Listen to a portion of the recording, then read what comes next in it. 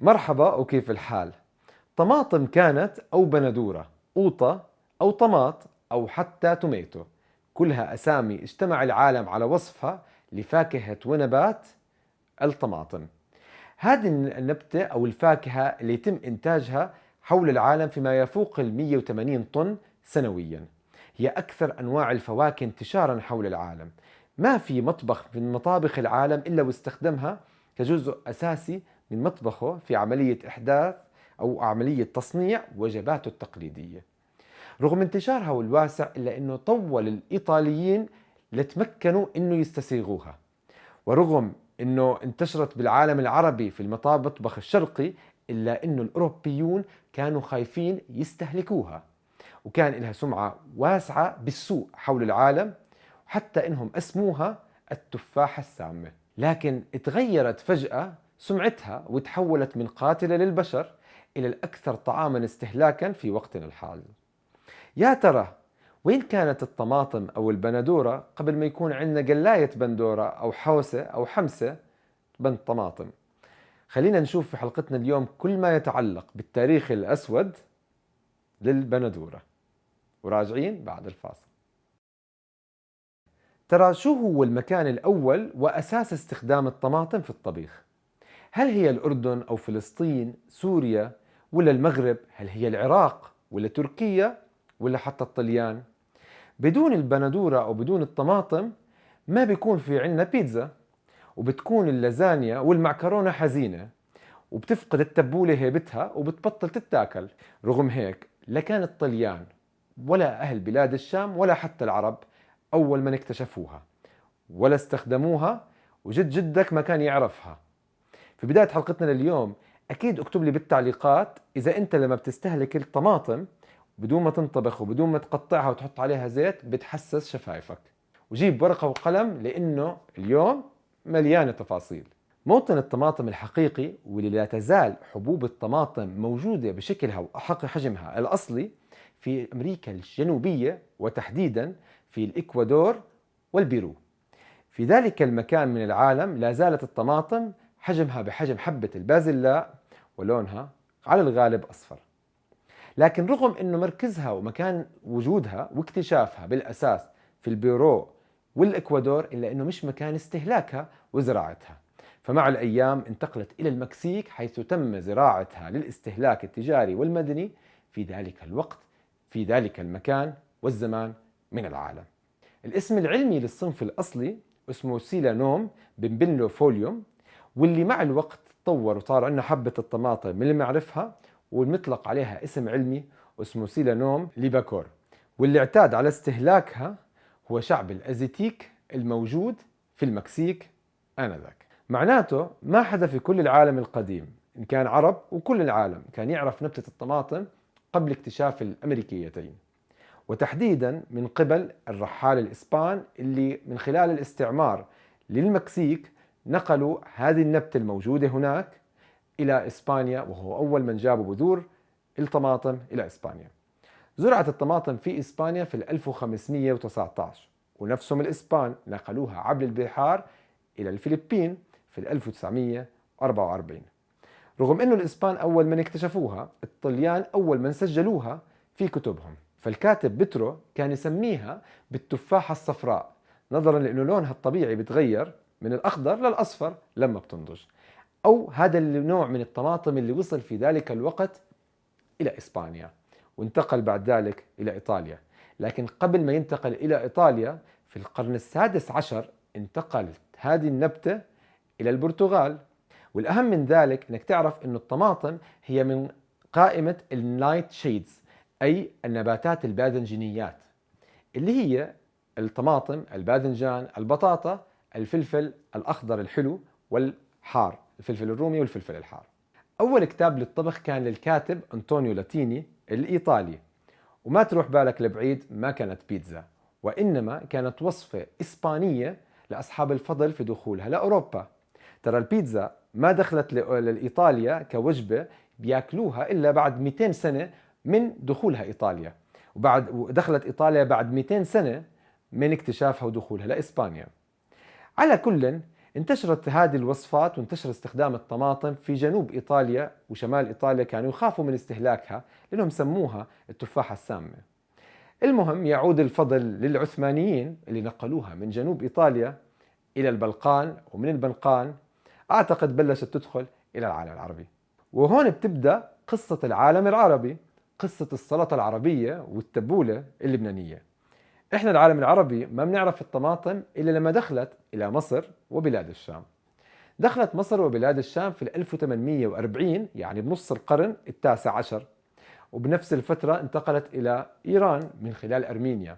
في إيران ما كانوا يسموها تفاحة، كانوا يسموها بالضبط الباذنجان الأرمني. وحتى ما أظلم العالم العربي، لا، الطماطم كانت موجودة في العالم العربي، بس كانت الطماطم موجودة في العراق وفي بلاد الشام، وما كانت تتاكل. كان المزارعون يخافوا إنه يأكلوها بكل بساطة، لأنها كانت عبارة عن نبات زينة وكانت سامة جدا، فما كان حدا يطلع عليها غير إنه يزينوا فيها بيوتهم هيك يعني.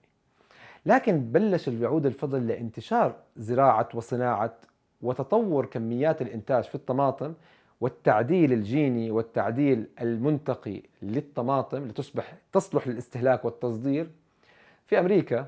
ست البلا ما انتقلت من أمريكا الجنوبية للشمالية، لا، انتقلت أمريكا الجنوبية أوروبا هم مهاجرين من بلادهم في 1800 نقلوا معهم الطماطم إلى البلد الجديد، الوطن الجديد، إلى أمريكا الشمالية. في بنسلفانيا في 1808 أو 84 أو 48 بلشت عملية زراعة وتعليب وتصنيع الطماطم، ومنها بلشت عملية تكنولوجيا ونشر الطماطم الجديدة حول العالم من جديد. وقبل ما ننتقل نحكي عن متى بلشت تنزرع بالعراق، بس على الهامش، كانت من أكثر النباتات مثيرة للجدل في أوروبا. فالبعض سماها تفاحة الحب، والبعض سماها التفاحة الصفراء، بينما البعض سماها التفاحة السامة، والبعض حكى عنها التفاحة النتنة. كلهم خايفين من هاي الطماطم، ما بنعرف ليش. أول مرة بتنزرع التفاح أو عفوا الطماطم الجديدة هذه في العراق في 1917، اللي جابوها معهم المستعمر البريطاني. في 1917 لما انزرعت الطماطم في السوق المحلي العراقي، خاف العراقيون من استهلاكها، وكانوا يظنوا انها نبتة سامة، وكانوا يطلقوا عليها اسم البرتقال الانجليزي. لكن بصح للعراقيين يخافوا منها، وحتى الأوروبيين. فبعض أصناف الباذنجانيات بشكل عام زي البلدانة اللي هي نبتة ست الحسن، أو الباذنجانة السامة، متصف إنها سامة جدا، وفي أصناف كثيرة من الطماطم برضو سامة. طبعا أخذوا وقت ليكتشفوا وين السام وين مش سام منها، فيعني اللي كان يجرب إشي سام كانت تروح عليه. ناهيك إنه حتى الطماطم اللي مش سامة في ذلك الوقت في أوروبا كانت الأواني تمتاز إنها مصنوعة من الرصاص والزنك، وحمضية الطماطم أثناء طبخها كانت بكل بساطة تطلع الرصاص من الإناء، فبصبح الطعام كله سام بسبب الجهل في إعداد هذا الطعام. وطبعا بالتأكيد ما بلشت تنتشر الطماطم في العالم ككل إلا بعد ما تم التخلص من بعض ميزاتها السيئة للطماطم، أهمها أنها بتتلف بسرعة، وإلى الآن الطماطم تتلف كتير بسرعة. تمكن المزارع ليفنجستر اللي ساكن في أوهايو بمزرعته في تطوير 17 صنف جديد من الطماطم من خلال عملية التكاثر الإحلالي، يعني تقريبا بين 1870 لل 1893 طلع 17 صنف. ومع انتشار عمليات التعليب في ذلك الوقت بلشت تنتشر الطماطم، رغم انه بنسلفانيا اول من زرعوها بكميات كبيرة، الا انه سبب انتشارها حول العالم كانت اوهايو. عشان هيك الى الان في مهرجان بيتم في اوهايو كل سنة للطماطم. وبفضل هذا الفيديو صرت تعرف لما تشوفهم بتراشقوا الطماطم في اسبانيا الى الان كل سنة مرة، تعرف ليش هم اسبان بيحتفلوا بالطماطم، فهو اول من اكتشفها، وامريكان في اوهايو اول من نشرها بشكل كبير حول العالم. في إسبانيا سنويا يقام احتفال التوماتينيا اللي بيتم فيها تراشق الطماطم على المشاركين في المهرجان في شوارع المدينة. قبل ما نحكي ناكل الطماطم ولا لا بالكيتو، وإذا بدنا ناكلها في الحياة العملية كيف الأفضل ناكلها للناس اللي بيعانوا مشاكل، هنحكي عن الصين، لأن الصين هي أكبر دولة مصنعة ومزارعة للطماطم حاليا حول العالم. الطماطم بتمتاز بكونها من النايت شيدز، اللي بتحتوي على كميات عالية من بروتينات سكرية اسمها الليكتنز. وعلى فكرة الجلوتين أحد هذه اللاكتينات. إذا أنت بتعاني من مشكلة في ارتشاح الأمعاء، بكل بساطة هذه الطماطم بتكون بتأثر سلبا عملية استشفائك. إذا أنت بتعمل الكيتو وثابت وزنك وقاطع أجبان وقاطع ألبان وملتزم بكميات قليلة من النشويات، فكر مرة تانية إنك توقف كل الخضار النايت شيدز اللي بتحتوي على الكتينات. الكتينات عادة المفروض البكتيريا النافعة في أجسامنا تتخلص منها ويحميك على جهة الأنعام مع المادة المخاطية المغلفة للشعب أو للخملات في الأمعاء. لكن إذا هذا الشخص عنده ارتشاح أمعاء أو أمراض مرتبطة في المناعة، فآخر إشي ممكن يأكله هي الطماطم. بنهاية للي بيحكوا إنه إحنا دائما بناكل زي أجدادنا، الطماطم أصلا ما لها علاقة في كل المنطقة ولا في أمعائنا ولا البكتيريا الموجودة في أمعائنا واللي بنتوارثها جيل مع جيل مع خروج كل طفل من عنق الرحم لأمه اللي بياخد منها البكتيريا تبعته.